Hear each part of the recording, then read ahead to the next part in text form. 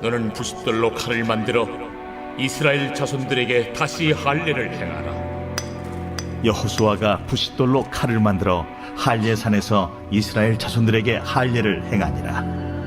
여호수아가 할례를 시행한 까닭은 이것이니 애굽에서 나온 모든 백성 중 남자 곧 모든 군사는 애굽에서 나온 후 광야 길에서 죽었는데 그 나온 백성은 다 할례를 받았으나 다만 애굽에서 나온 후 광야 길에서 난 자는 할례를 받지 못하였습니다. 이스라엘 자손들이 여호와의 음성을 청종하지 아니하므로 여호와께서 그들에게 대하여 맹세하사 그들의 조상들에게 맹세하여 우리에게 주리라고 하신 땅 곧 젖과 꿀이 흐르는 땅을 그들이 보지 못하게 하리라 하시매 애굽에서 나온 족속 곧 군사들이 다 멸절하기까지 40년 동안을 광야에서 헤매었더니 그들의 대를 잇게 하신 이 자손에게 여호수아가 할례를 행하였으니 길에서는 그들에게 할례를 행하지 못하였으므로 할례 없는 자가 되었음이었더라. 또 그 모든 백성에게 할례 행하기를 마치매 백성이 진중 각 처소에 머물며 낫기를 기다릴 때에 여호와께서 여호수아에게 이르시되 내가 오늘 애굽의 수치를 너희에게서 떠나가게 하였다 하셨으므로 그곳 이름을 오늘까지 길갈이라 하느니라. 아멘. 아멘. 자, 지금 뭐 방학을 한 친구들도 있고 아직 방학을 하지 않은 좀 안 좋은 학교 다니는 친구들도 있고, 막 그런데 지금 다들 엄청 표정이 좀 좋아 보이는 거 보니까 다들 방학이 좀 좋나 보다, 맞지? 그래, 힘내라. 자, 방학이 방학인데 막 어떤 여러 가지로 계획하는 것도 더 많을 거고 꿈꾸는 것도 많을 테지만 다른 것보다 우리 저기 현수막 한번 보면서 날짜 확인도 좀 하고 우리 수련회 있는 거 꼭 기억해서 좀 마음을 다해서 의지적으로 많이 참석하는 이번 여름 수련회가 되기를 축복합니다. 네, 여러분 목사님이 좀 이렇게 남다르잖아, 맞지? 좀 남다르지 않아? 아니 피지컬 말고 좀 이렇게 좀 남다르지 않나? 이게 머리부터 좀 이렇게 남다르지 않나? 안 남다르나? 내가 목사라고 말 안 하면 아무도 목사라고 모르잖아. 자, 목사님이 좋아하는 장소가 있어. 어디를 좋아할까요? 골목 안 좋아한다 뭐 이제. 자, 목사 좋아하는 네 나랑 같이 공부 한번 가자. 자, 목사님 좋아하는 장소가 있는데 그곳은 백화점 어디라고?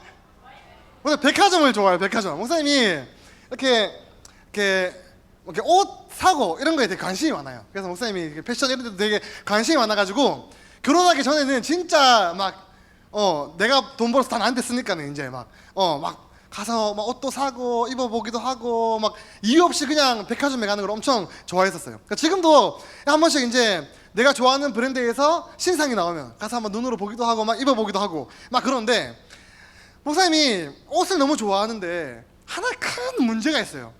뭐가 문제가 있을까?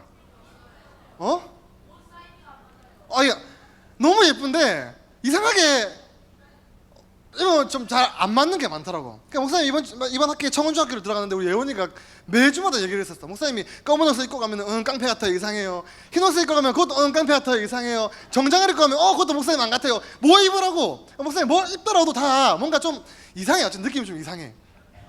그러니까 심지어 코로나가 한참 심할 때 진짜 막 백화점에 너무 사람이 없고 목사님이 아마 그날 되게 희귀했던 손님이었던 것 같아요. 되게 반갑게 맞이해 주더라고. 어서 오세요 하면서 정장이 필요해서 정장을 살려고 막 돌아보고 있었는데 목사님 위에 115로 있거든. 상의 115 가지고 115 주세요 했는데 약간 갸우뚱하더라고. 그러니까 제일 큰 사이즈를 입었는데 여기서 딱 걸리는 거야. 그래서 거기 있는 걸 싹 다 입어봤는데 그 물건을 파는 분이 진짜 아쉬운 표정으로 저희 매장에서는 사실 수 없을 것 같아서 내보내주더라고. 목사님 정장을 못 샀던 적도 있어. 뭐냐면 그러니까 핏이 예쁘게 입어야 되는데 목사님은 팔다리가 짧아. 일단 팔다리가 짧고 옷을 어깨에 맞추면 길이가 길어. 바지도 허리에 맞추면 허벅지가 안 들어가고 허벅지에 맞추면 허리가 너무 커. 그래서 옷을 사면 옷값보다 수선비가 훨씬 더 많이 나와. 그러니까 목사님이 옷을 너무 좋아하는데 수선비가 너무 많이 들어가지고 막 그게 막 문제인 거예요. 그러니까 몸뚱아리가 왜 이렇게 하나님 나에게 이런 몸뚱아리를 주셨는지 막 이걸 알지 못하겠지만 그것 때문에 늘 막 옷을 막 사고 싶지만 옷 사는 게 너무 힘든 사람인 거예요. 근데 이게 소위 말해서 우리가 무언가 옷을 살 때 내 몸에 잘 맞으면 그것을 핏이 딱 떨어진다, 핏이 예쁘다라고 이야기를 하잖아요. 근데 봐봐, 저렇게 얼굴 작고 팔다리 긴 사람이 입는 패딩과 나처럼 좀 얼굴 좀 크고 팔다리 짧은 사람이 입는 패딩 똑같은 옷인데 저 다른 느낌이 나는 거지. 여러분 어떤 게 더 핏이 예뻐 보여요? 그러니까 누가 봐도 왼쪽도 예뻐 보이는 근데 나는 항상 오른쪽인 거야. 막 답답한 거지. 어쨌거나 이렇게 뭔가 핏이 딱 떨어지게 예쁜 거, 우리는 늘 저렇게 옷을 입고 싶어가지고 목사님도 잔소리 들어가면서 어쨌든 수선도 하고 항상 바지를 사면 거의 반을 잘라야 되거든. 길이를 막 다리가 짧아가지고 그래가지고 막 그 다 아까운 천 다 벌어가면서 굳이 돈을 주고 수선을 하는 이유는 어쨌든 내 몸에 딱 맞춰서 옷을 입고 싶기 때문인 거죠, 여러분. 우리는 사실 저렇게 옷을 내 몸에 맞추는 것처럼 살아가는 환경 속에서 나의 행동 양식도 어딘가에 맞추어서 살아갑니다, 여러분. 그러니까 옷을 내 몸에 딱 맞춰서 입듯이 나의 행동, 나의 말투, 나의 표정, 뭐 내가 하는 습관, 이 모든 것들을 어떤 가치나 어떤 목적에 맞추어서 살아간다는 거예요. 여러분, 그것을 영어로 fit-in이라고 말합니다. fit-in. 그러니까 뜻은 딱 맞다라는 뜻이에요. 딱 맞다. 이게 뭐냐면 미국에서는 그렇게 쓴대요. 어떤 무리들이 그 무리 안에서만 하는 행동들, 그 무리 안에서만 하는 특징들을 fit-in 한다라고 말한대요. 그러니까 어떤 무리나 어떤 직책에 맞는 모습을 갖추는 것을 의미한다라는 거죠. 그러니까 목사님이 제일 고치고 싶은 것 중에 하나는 걸음걸이야, 걸음걸이. 근데 목사님이 이 걸음걸이를 배웠거든. 중학교 1학년 올라갔는데 바야흐로 14세 때, 목사 14세 때 중리초등학교 뒷뜰에서 동네 형들이 친구들 딱 모아놓고 걸음걸이를 알려주더라고. 목사님 지금 그때 지금보다 그때는 더 이렇게 팔자가 훨씬 심했거든. 그러니까 이렇게 걷는 걸 알려주더라고. 그러면서 우리는 이렇게 걸어야 된다. 우리 같은 뜨거운 사나이들은 이렇게 걸을 수 있어야 된다. 라고 하면서 걸음걸이를 가르쳐 준 거야. 그러니까 목사님이 진짜 학교 다닐 때는 진짜 이렇게 걸어 다녔거든. 이렇게 복도를 이렇게. 그러니까 지금은 잔소리도 많이 듣고 막 나도 고치고 싶어서 열심히 고쳤지만 그런 걸음걸이를 함께 친구들끼리 걸어 다니는 거지. 굳이 마치 그 좁은 골목길을 마치 지원아 5명 남자가 굳이 이렇게 2명 3명 서도 되니까 5명 딱 서가지고 다 이렇게 걸어갔다 생각해봐봐. 그 얼마나 창피해 사실은. 근데 그때는 그게 멋인 줄 알았지. 그래서 목사님이 그 걸음걸이를 배웠는데 내 친구들은 다 그렇게 걷는 거야. 왜냐면 우리 무리는 이렇게 걸어야 하기 때문에 그걸 핏인 한다라는 거예요. 똑같은 걸음걸이로 걷는 거. 그러니까 우리도 사실은 학교 생활을 하면서 일상생활을 하면서 어떤 친구들의 무리에 함께하고 싶기 때문에 굳이 내가 별로 마라탕을 좋아하지 않지만 마라탕을 좋아하는 것처럼 하잖아요. 굳이 마라탕을 안 먹고 싶은데도 먹어야 되는 상황이 생길 수도 있고, 그리고 굳이 내가 좋아하지 않는 게임을 억지로 좋아하게끔 하는 것도 있고, 굳이 내가 막 안 사고 싶은 옷도 굳이 이 무리에 끼기 위해서 사야 되는 일들이 너무 많은 거예요, 여러분. 그러니까 그뿐만 아니라 요즘에는 내가 동의하지가 않는 어떤 사실, 동의하지 않는 어떤 진리도 많은 사람들이 그렇다고 하면 그냥 이제 그런 것 같은 거야. 그러니까 결국 이 모든 상황 속에 내가 핏인하기 위해서 애를 쓰며 살아가는 거지. 내가 동의하지 않고 내가 좋아하지 않고 내가 원하지 않지만 이 세상 속에서 살아남기 위해서 어쩔 수 없이 맞추어지는 모습을 갖추면서 살아가는 게 우리의 삶의 모습이라는 거예요, 여러분. 그럼 많잖아 사실. 학교 생활 하다 보면은 굳이 내가 여기서 살아남기 위해서 애를 쓰면서 맞추려고 하는 어떤 모습들이 너무나 많다라는 거예요, 여러분. 여러분들에게 혹시라도 내가 정말 원하는 어떤 공동체, 어떤 무리, 어떤 친구들과 친해지기 위해서 억지로 맞춰가고 있는 핏인은 무엇입니까? 한번 고민해보자고요, 오늘. 그래서 이번 주에 신방을 하면서 이런 이야기를 들었어요. 어떤 친구가 얘기해 주더라고요. 목사님, 우리 학교에 어떤 애가 이렇게 얘기했어요. 학교 선생님이 야, 너 교회 다니지? 라고 물었대. 이 친구가 뭐라고 대답했을까? 아니요 라고 했대. 아니요 라고 했대. 그러니까 주변에서 사람들이 막 쳐다보고 선생님 한 번 더 물으니까 눈치 보다가 네, 다녀요 라고 얘기를 했다는 거예요. 그럴 수 있지. 요즘 시대가 뭐 교회 다닌다라고 하면 왕따도 당한다니까. 뭐 그런 시기니까는 충분히 이해됐어요. 그래, 사실은 뭔가 막 교회 다닌다는 게 그렇게 막 자랑스럽지 못할 수도 있겠다라는 생각도 들고, 그래서 이해는 됐는데 한편으로 좀 아쉬웠던 거예요, 목사님이.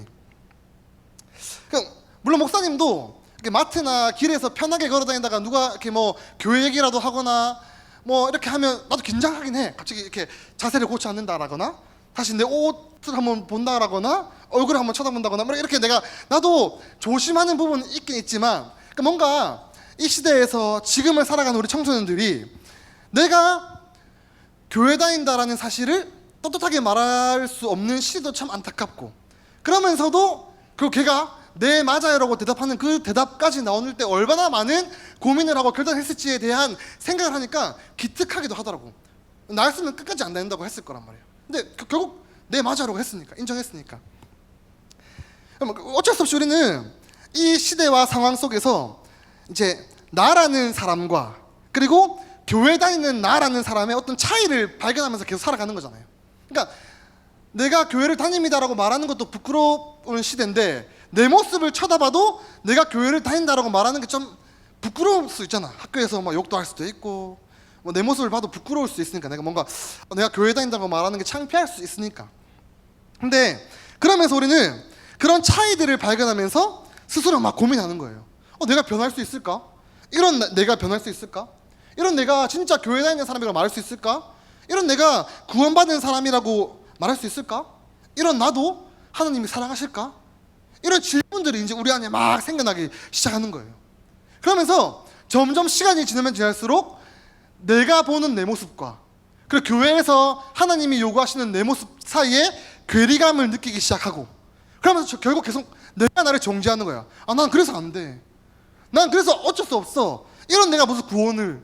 나는 지옥 가야 마땅하지. 나는 안 돼. 이렇게 끝이 나버린다라는 거예요. 그러면서 자연스럽게 20대가 되고 30대가 되면 점점 교회를 떠난다라는 거예요. 점점 교회를 떠나는 게 요즘에 문화고 추세인 거예요.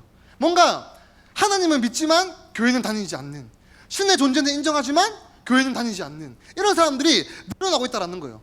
그들의 모든 이유는 그거야. 내가 알고 있는 내 모습, 진짜 생활 속에서 내 모습과 성경이 요구하는 내 모습이 너무 큰 차이가 있기 때문에 나는 할 수 없다. 나는 그냥 이대로 살다가 그래도 하나님 구원해 주시면 천국 가는 것 그거 기대하고 살겠다. 이렇게 살아가는 사람이 너무나 많다라는 거예요, 여러분. 그래서 오늘을 살아가는 우리에게는 진짜 은혜가 필요하다라는 거예요. 나에게 하나님의 도우심이 필요한 거예요. 삶의 현장에서 우리가 진짜 삐띵해야 할 올바른 자세와 태도가 존재한다는 것을 우리가 알아야 된다는 거예요. 그러니까 내가 생각하는 내 모습, 내가 바라보는 내 모습과 하나님이 요구하는 내 모습 사이에 괴리가 너무나 크기 때문에, 나는 할 수 없기 때문에 어쩔 수 없이 내가 하나님이 기뻐하시는 모습에 맞춰야 하는, 그 피팅해야 할 삶의 자리가 분명히 존재한다는 거예요, 여러분. 왜냐하면 하나님이 나에게 그것들을 요구하시기 때문인 거예요. 하나님이 진짜 내가 우선적으로 무엇을 해야 할지를 알고 계시고 거기에 순종하기를 원하시기 때문이라는 거예요. 오늘 말씀을 통해서 내가 피팅해야 할 삶의 태도가 무엇인지 함께 배우고 깨닫는 시간이 되기를 예수님의 이름으로 축복합니다. 여러분, 오늘 본문에는요, 이제 비로소 이스라엘 백성들이 약속의 땅 가나안에 입성하는 본문입니다. 그러니까 처음으로 가나안 땅에 발을 딱 디디는 순간인 거예요. 그 지역을 길갈이라고 합니다. 길갈에 딱 들어왔습니다, 여러분. 그리고 이 길갈에서 하나님은 이스라엘 백성들에게 특별한 것을 요구하세요. 어떤 행동을 요구하십니다. 우리 여호수아 5장 2절을 함께 읽겠습니다.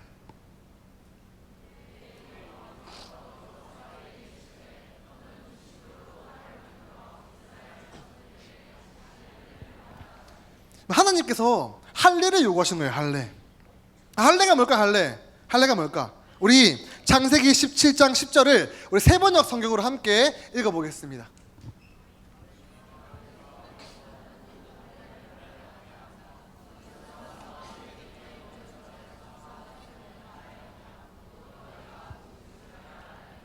아멘. 여러분, 할례는요, 하나님과의 약속의 표시인 거예요.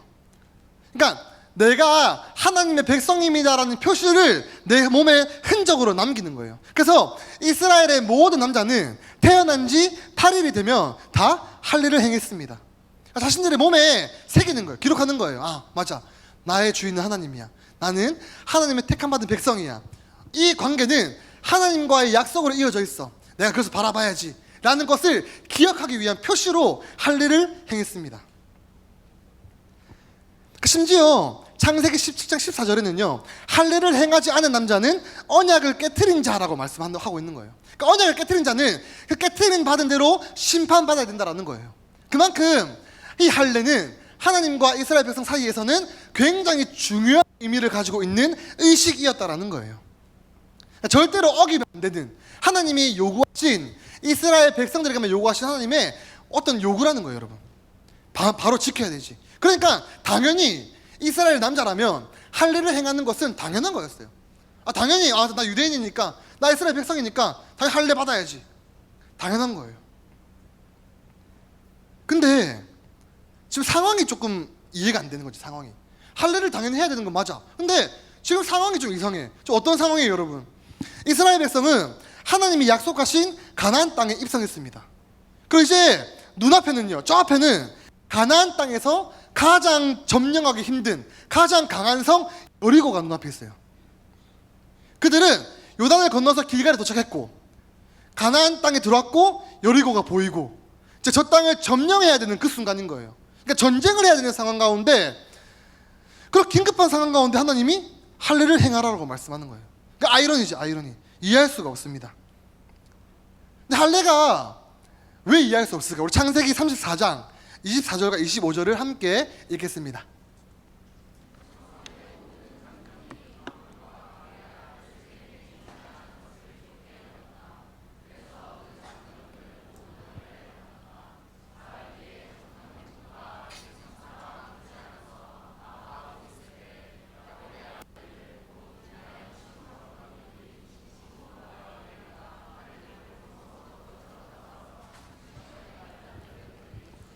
아멘. 여러분, 할례가 진짜 위험한 거예요. 뭐냐면 야곱의 딸 디나가 있어. 이 디나가 하몰의 아들인 세겜에게 부끄러운 일을 당한 거예요. 그래서 이제 이 야곱의 아들들이 너네 민족들이 할례를 받으면 우리 결혼해 줄게, 이렇게 이야기를 하는 거예요. 그래서 이 세겜과 하몰이 너무 좋아가지고 오케이, 우리 다 할례 받겠다 라고 하면서 온 족속들에게 다 할례를 행한 거예요. 자, 그러자 이제 모든 사람들이 이제 다 할례를 했을 때 디나의 친오빠 시몬과 레위 두 사람이 그 족속을 쳐들어간 거예요. 그 족속들이 아무것도 못하고 다 죽었어요. 남자 2명한테. 그만큼 전쟁의 순간에 할례는 굉장히 위험한 어떤 요구인 거죠, 이스라엘 백성들에게. 아니 지금 이제 들어왔고 눈앞에 점령에 있는 여리고가 보이는데 할례를 해라? 아니 그럼 쳐들어오면 어떡해요? 죽으라는 소린가? 너무 이해할 수 없는 요구를 하신 거예요, 여러분. 그러니까 사람 남자 2명에서 한 족속을 다 죽여버린 일도 다 듣고 알고 있는데, 이 상황에서 할례를 행하면 저기서 2명만 와도 우리가 다 죽을 수도 있는데 어떡하지? 막 이런 갈등이 일어나지 않았을까요? 하나님은 그걸 모르셨을까? 그런데 하나님이 그들에게 할례를 요구한 이유가 반드시 있다라는 거예요. 뭐냐면 다른 것보다 하나님의 약속하신 그 땅에서 그들이 싸우면 이기고 지는 것보다 더 중요한 것은 하나님과의 관계가 어떻게 있는지가 중요하다는 거예요. 하나님이 약속한 땅에서 너희가 어떻게 살래? 지금 이 땅은 내가 너희에게 선물로 준 땅인데 너희 어떻게 살 거야? 내 백성답게 살아야지. 내가 너희에게 약속한 땅을 줬는데 그럼 그 땅에서 내 백성답게 살아야지. 그러기 위해서 너희에게 할례가 필요한 거야 라고 말씀하셨다는 거예요. 요구하셨다는 거예요. 전쟁의 승리보다 더 중요한 게 하나님과의 온전한 관계를 회복하는 것이 더 중요하다는 것을 하나님이 지금 요구하셨다는 거예요. 지금까지 너희가 나의 인도와 나의 보호 아래에 여기까지 들어왔는데 지금 너희와 나의 관계는 어떠하냐 라고 물어보셨다는 거예요. 그래서 하나님은 다른 것보다 그 땅 가운데서 입성하자마자 관계를 새롭게 요구하셨다는 거예요. 여러분, 다른 것보다 하나님과의 관계가 가장 중요하다는 거예요. 나에게 다른 어떤 중요해 보이는 일들이 있지만 그보다 더 중요한 것은 나와 하나님과의 관계라는 거예요, 여러분. 상반기가 다 끝났습니다, 여러분. 여러분들은 하나님과의 바른 관계 속에서 살아오고 있습니까? 여러분, 우리가 지금 이 방학을 시작하면서 다시 한 번 더 나와 하나님과의 관계를 한번 점검해 보자고요, 여러분. 상반기 동안 내가 얼마나 하나님과 친밀하게 살아가고 있었는가? 나는 얼마나 하나님과 가깝게 살아가고 있었는가? 나는 얼마나 하나님의 백성답게 살아가고 있었는가를 한번 점검해 보자고요. 여러분들은 어디에 핏인 하면서 상반기를 보냈습니까? 그래서 우리가 반드시 핏인 해야 할 곳에 핏인 해야 하는 겁니다. 우리 함께 읽어보겠습니다. 첫 번째, 네, 여러분, 우리에게 가장 중요한 것은 하나님과의 관계에 핏인 하는 거예요. 다른 것에 핏인 하는 거 아니라 내 삶 가운데 과연 나는 지금 하나님과 어떤 관계로 지내고 있는가, 나에게 하나님은 어떤 분인가, 또한 나는 하나님께 어떤 분인가인지를 바로 알고 살아가는 게 중요하다는 거예요, 여러분. 본문 2절에 보면 하나님이 할 일을 행하되 다시 행하라라고 말씀하십니다. 다시 행하라. 다시가 뭐예요? 원래 해야 되는 건데 안 하고 있던 걸 다시 하라는 거예요. 이 말씀의 의미는요, 이건 거예요. 할례가 이스라엘 백성들에게 이어져 내려오고 있지 않았다는 겁니다. 이스라엘 백성들이라면 난지 8일 만에 할례를 행해야 되는데 그들이 광야 가운데서 누구도 할례를 행하지 않았다는 거예요. 출애굽할 당시에 그들은 다 할례를 한 상태였습니다. 그런데 광야 가운데서 하나님의 인도와 보호하심 아래에서는 정작 그들이 할례를 행하고 있지 않았다는 거예요. 할례는 하나님의 백성이라는 표시고 내가 하나님의 자녀입니다라는 관계의 표시인데 그 표시를 중요시 여기지 않았다는 거예요. 한마디로 하나님과의 관계가 어떤지 전혀 중요하지 않았다는 거지. 이 관계보다 지금 나를 이 광야길에서 인도해 주기를 기다리고 있었고, 나와 하나님과 어떤 관계도 없지만 그냥 뭐 나를 구원해 주신다니 내가 뭐 따라가 드리겠습니다, 이 정도인 거야. 그냥 애굽으로부터 그냥 해방해 줄 해방자 정도로 여기고 살았다는 거죠, 여러분. 그냥 그들이 하나님의 보호 아래 있었지만 전혀 그들은 하나님과 상관없이 살아가고 있었다는 거예요. 할례를 행하지 않았습니다. 광야는요, 하나님의 은혜 아래에 있던 시간이었어요. 하나님이 음식을 주지 않으면 먹을 수 없었습니다. 하나님이 보호해 주지 않으면 그들은 광야에서 다 죽을 수밖에 없었습니다. 그러나 그 시간 동안 하나님이 그들을 지키시고 보호하셨는데 정작 그들은 자신들이 하나님의 백성으로서 해야 할 의무조차 하지 않았다는 거예요. 옷도 해지지 않았어요. 늘 구름 기둥과 불 기둥을 함께 하셨습니다. 순간순간 기적을 보여주시면서 하나님의 위대하심을 보여주셨습니다. 보고 경험하고 먹고 있는데도 그들이 왜 하나님을 바로 인정하지 않았을까요? 왜 할례를 행하지 않았을까요? 이유는요, 단 하나예요, 여러분. 불편했기 때문에. 할례가 그들에게 불편했기 때문인 거예요. 광야는 안전한 곳이 없어요. 광야는요, 그냥 허허벌판이고 안전한 곳이, 내 몸을 숨길 만한 곳이 없는 곳인 거예요. 그 상황에 할례를 행한다? 그러면 한 며칠 거기 머물러야 되거든. 걷는데 불편하거든. 치료 다 나을 때까지 어느 정도의 시간이 필요하거든. 근데 그들에게는 그 시간조차도 불편했던 거예요. 내가 빨리 여기를 벗어나야 되는데, 내가 빨리 이곳을 벗어나서 저 약속한 땅에 들어가야 되는데, 무슨 할례야, 귀찮지 뭐.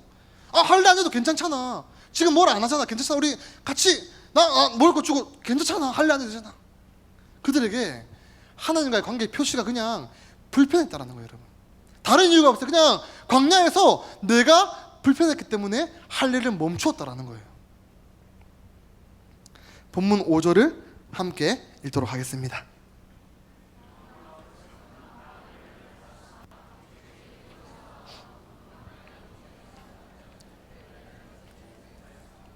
여러분, 지금 이 요단강을 건너서 길갈 땅에 발을 디딘 이 세대들은 출애굽 2세대들인 거예요. 이 2세대들은 아무도 할례를 안 받은 거야. 하나님의 은혜 아래에 있으면서도 어쩌면 그들의 부모가 하나님을 원망했고 하나님을 미워했고 하나님을 대해서 대항한다는 의미로 자녀들에게 할례를 시행하지 않은 거일 수도 있죠. 억울할 수도 있어. 내가 할례 안 했습니까? 우리 부모님 안 해줬는데. 억울할 수도 있지. 근데 억울할 수도 있지만 여기에서 그들에게 책임 있는 것은 그들이 스스로 자발적으로 나는 하나님의 백성이라는 정체성을 포기해버렸다는 거예요. 단순히 불편하다는 이유로 내가 하나님의 백성으로서 정체성을 그냥 내 스스로 포기해버린 거야. 나 싫어, 불편해, 나하고 안 맞아. 그만큼 이 광야의 여정은 불순종의 여정이었다는 거예요. 그래서 하나님은 이 위기의 순간, 지금 눈앞에 여리고가 있고 잠깐이라도 방심하면 전쟁이 날 수도 있고 할례를 행했을 때 저들이 쳐들어오면 다 죽을 수도 있는 그 급박한 순간에 그 땅에서 처음 요구하신 게 관계인 거예요. 할례인 거예요. 야, 너 나한테 어떤 존재야? 나는 너희에게 어떤 존재야? 우리 다시 한번 더 관계를 한번 정립해보자. 너 이제 이 땅에서 어떻게 살 건데? 나 이제 약속 땅 데리고 왔잖아. 너희 어떻게 살 건데? 뭐 먹고 살 건데? 너희 모르잖아. 내가 너희의 하나님이야. 너희 내 백성이야. 내 말 듣고 내 뜻대로 살아야지. 그걸 위해서 너희에게 할례가 필요하다라고 말씀하셨다라는 거예요, 여러분. 다른 것보다 진짜 하나님과의 관계가 우선입니다. 여러분, 혹시 귀찮다라는 이유로, 나에게 불편하다는 이유로 하나님과의 관계에서 내가 포기하고 있는 게 혹시 있습니까, 여러분? 그러니까 내 삶에서 귀찮아서 불편해서 포기해버리고 있는 관계가 있어요. 하나님과의 관계에서 내가 마땅히 하나님의 백성으로서 해야 할 하나님의 요구들이 있는데 그냥 나에게 불편하고 귀찮아서 안 하고 있는 것, 포기해버린 것 있어요, 여러분. 어쩌면 그게 예배일 수도 있습니다. 기도일 수도 있어요. 말씀 묵상일 수도 있습니다.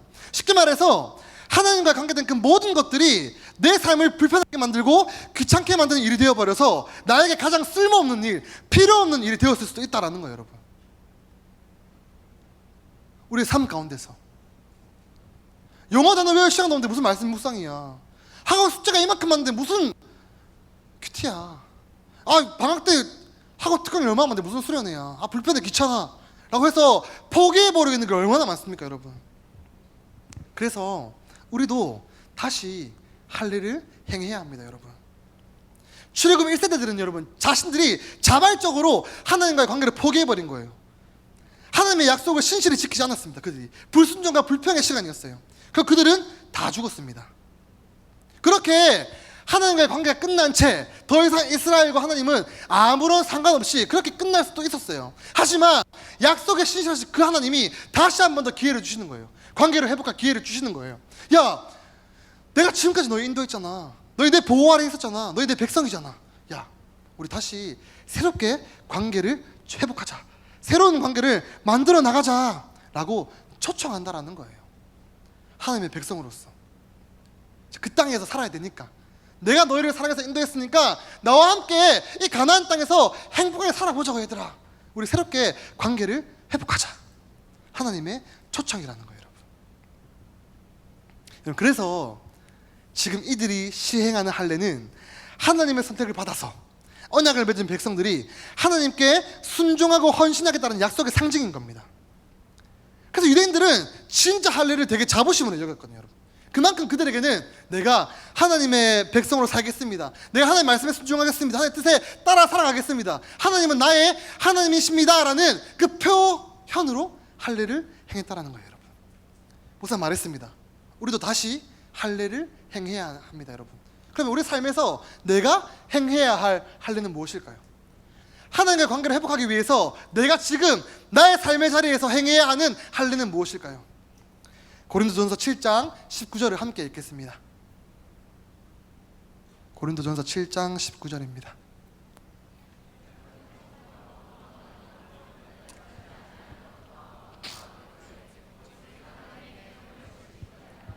아멘. 여러분, 쉽게 말하면 이제 우리가 나의 삶 가운데 행해야 될 할례는요, 바로 이거라는 거예요.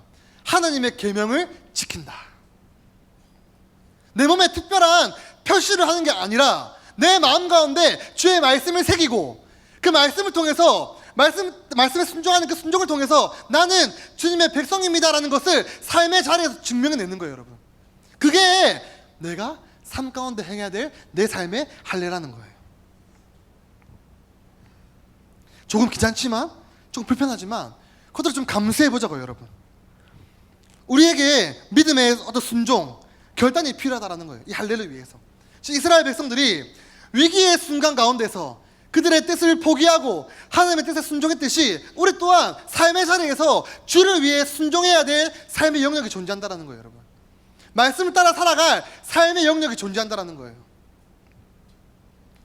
하나님께서는 우리에게 오늘도 다시의 기회를 주십니다, 여러분. 나에게 다시의 기회를 주신다니까요. 다시 회복할 수 있는 기회를 주세요.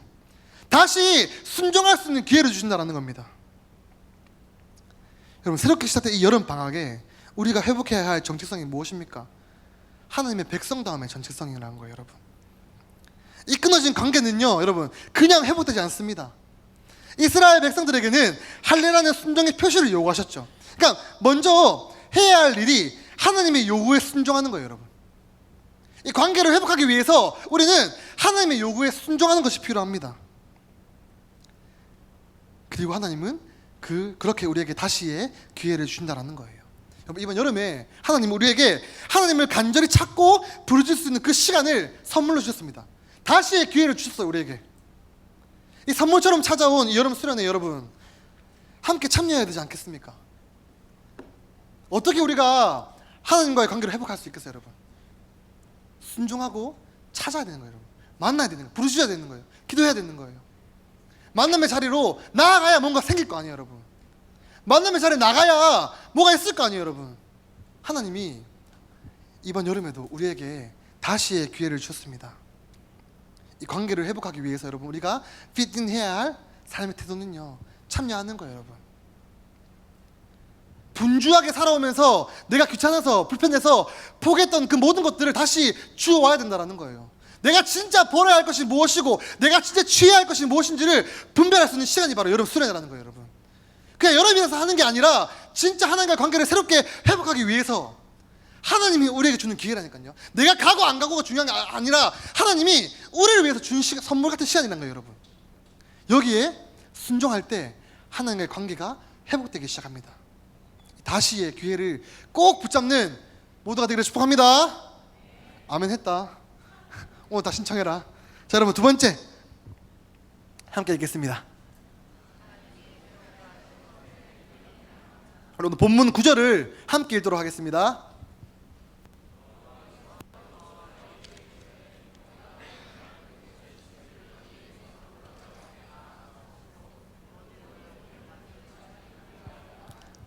그럼 지금 이스라엘 백성들이 서 있는 땅은 길갈이라는 땅이에요. 길갈. 이 땅은 이들에게 새로운 곳이 되었습니다. 그러니까 하나님의 은혜와 보호하심이 아니었다면 절대로 이 땅에 들어오지 못했을 땅이거든요. 그들이 그 땅에 서 있는 그곳이 진짜 새로운 곳이고 선물 같은 곳입니다.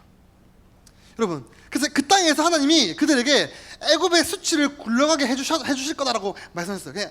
길갈이라는 뜻은 그 애굽의 수치가 굴러갔다 떠났다라는 뜻인 거예요. 그러면 그들에게 가지고 있었던 애굽의 수치가 뭐였을까요? 광야 가운데, 출애굽 과정 가운데 지금 이들이 벗어버려야 할 애굽의 수치는 무엇이었을까요, 여러분? 뭐냐면 그들 안에 있었던 철저한 패배의식이었고요, 노예 근성이었어요. 하나님의 은혜 안에 있으면서도 그것을 깨닫지 못하고 늘 원망과 불평만 하던 그들의 그 모습이 바로 애굽의 수치였다라는 거예요. 난 안 돼, 난 못해, 내 따위가 뭐 라고 생각하는 그 패배의식, 그 노예 근성이 그들에게 있던 애굽의 수치라는 거예요. 근데 이제 완전히 새롭게 바뀌었다라는 거예요. 그들이 할례를 행함으로 하나님의 관계가 새롭게 성립되어짐으로 그 과거의 애굽의 수치가 떠나고 하나님의 백성, 하나님의 자녀라는 은혜의 선물이 그들에게 주어졌다라는 거예요. 그 땅 가운데서 순종했을 때. 그리고 이것은 이제 순종해서 할례를 행한 그들에게 하나님이, 야, 너희는 이제 절대로 부족한 놈 아니야, 모자란 놈 아니야, 너희 할 수 있어, 내가 너희를 그렇게 만들어 줄 거야 라는 하나님의 선포입니다.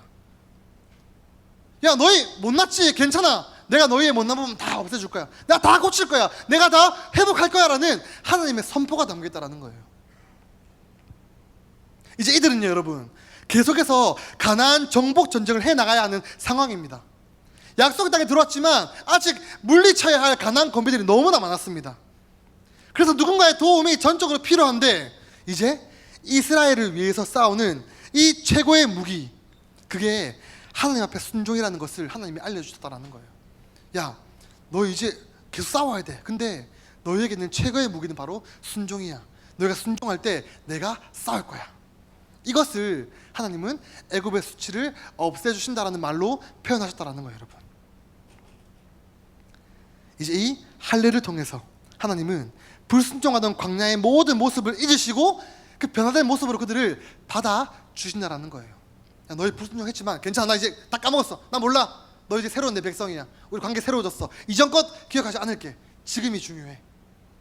새로운 은혜를 주셨습니다. 그곳이 바로 길갈이에요. 길갈. 여호수아 4장 20절 21절을 함께 읽겠습니다.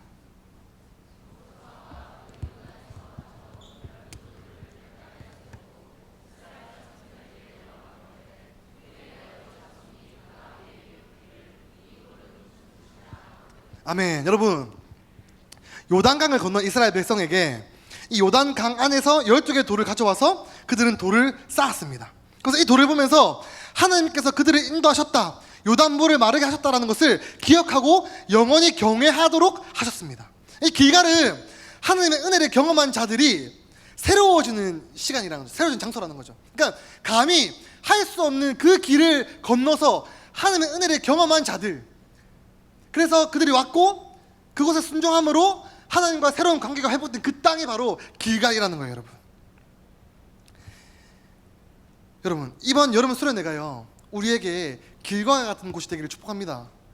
내가 기도하는 그 자리가 나의 길갈이 되기를 축복합니다. 여러분, 하나님의 은혜를 경험하고 새로워진 나를 기억하고 그 은혜를 받았으므로 그 은혜 때문에 영원히 하나님을 경외하고 떠나지 않는 그런 은혜가 여러분들에게 임하기를 예수님의 이름으로 축복합니다.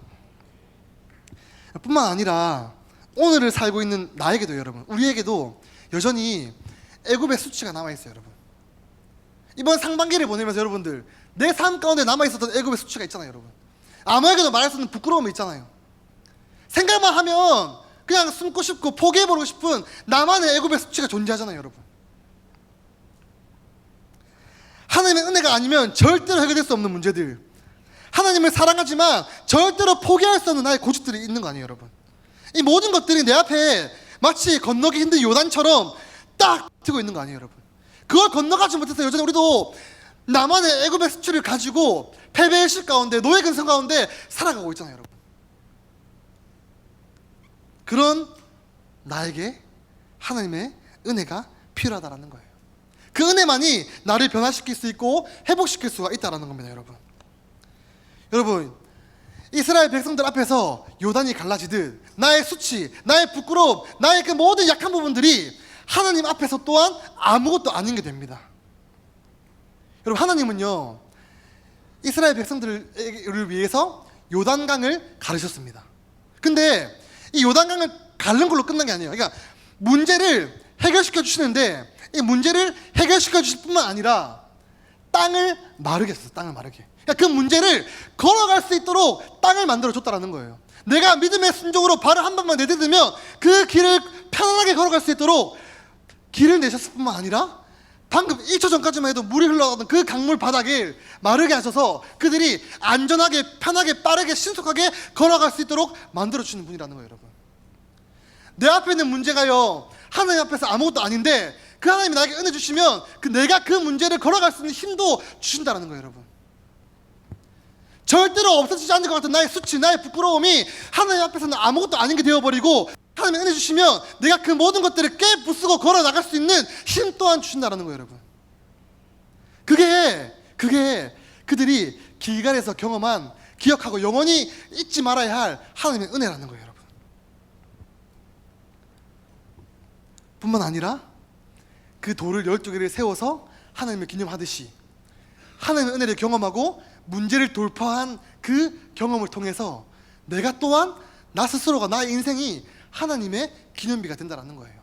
나라는 사람을 보면서 많은 사람들이 야, 쟤 하나님 만나고 변했다, 야, 쟤 하나님 만나고 완전 달라졌어 라는 하나의 기념비가 될 거란 거예요. 여러분, 나라는 사람이 하나님이 나에게 그런 은혜를 주실 거예요. 여러분, 나에게 남아있는 애굽의 수치는 무엇입니까? 우리 그것들 다 가지고 하나님의 은혜를 받으러 나가자고요. 여러분, 그 자리에 나아가자고요.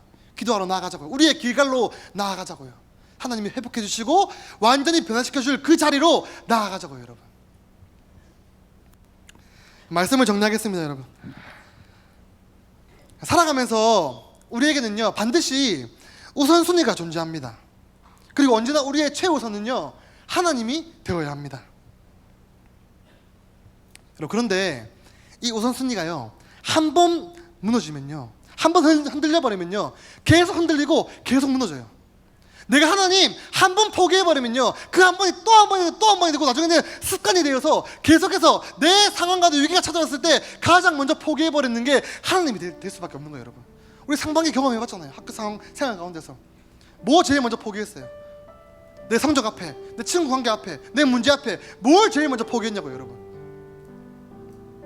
우리 이 우선순위를 새롭게 회복해 나가야 합니다. 이게 제대로 회복되지 않으면 나중에는 수습할 수 없는 상태가 되어버리는 거예요. 마치 하나님의 은혜가 매 순간 내 삶 가운데 찾아오는데 할례 없이 광야를 걸어갔던 그 이스라엘 백성과 같이 살아갈 수밖에 없다는 거예요, 여러분. 그 애굽의 수치 아래에 갇혀서 패배의식과 노예 근성 가운데서 빠져나올 수 없게 만들어버린다는 거예요, 여러분. 근데 감사한 것은요, 여러분, 그런 순간에도 하나님의 은혜는 늘 우리와 함께합니다. 우리 여호수아 5장 1절을 세 번역 성경으로 함께 읽겠습니다.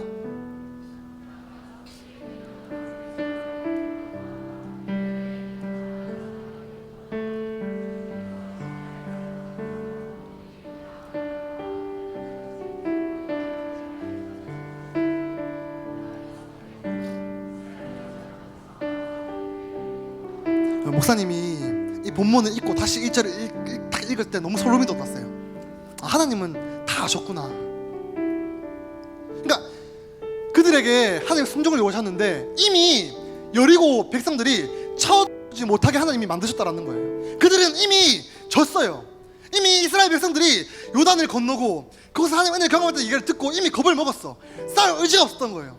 그들이 순종하고 할례를 했을 때 그 순간에 절대로 여리고는 성문을 열고 전쟁을 하나 나오지 않았을 겁니다. 왜냐면 이미 두려웠거든요. 이미 무서웠거든. 이미 하나님에 대한 소문을 듣고 겁을 먹었거든. 이미 그 싸움은요, 이스라엘이 이긴 싸움이었거든요. 하나님이 그 모든 상황을 다 만들어 두시고 순종을 요구하신다라는 거예요, 여러분. 여러분, 하나님이 내가 염려하는 것, 걱정하는 것, 포기하지 못하는 것, 그 모든 것들을요 다 막아주시고 지금 순종을 요구하는 거예요, 우리에게. 내가 이거 선택하면 저 불안한데요, 이거 선택하면 성적 떨어질 것 같은데요, 이거 선택하면 저 망할 것 같은데요 라고 말하는 그 순간조차도 하나님이 그것들 망하지 못하게 다 보호하고 계신다는 거예요, 여러분. 그 상황 속에서 우리에게 순종을 요구하신다는 거예요. 다 해결해 주시고, 야 이것 봐, 너네 순종만 하면 돼. 이거 몰랐지? 너네 이거 몰랐지? 이미 쟤네들 다 겁먹었다? 너네한테 못 덤빈다?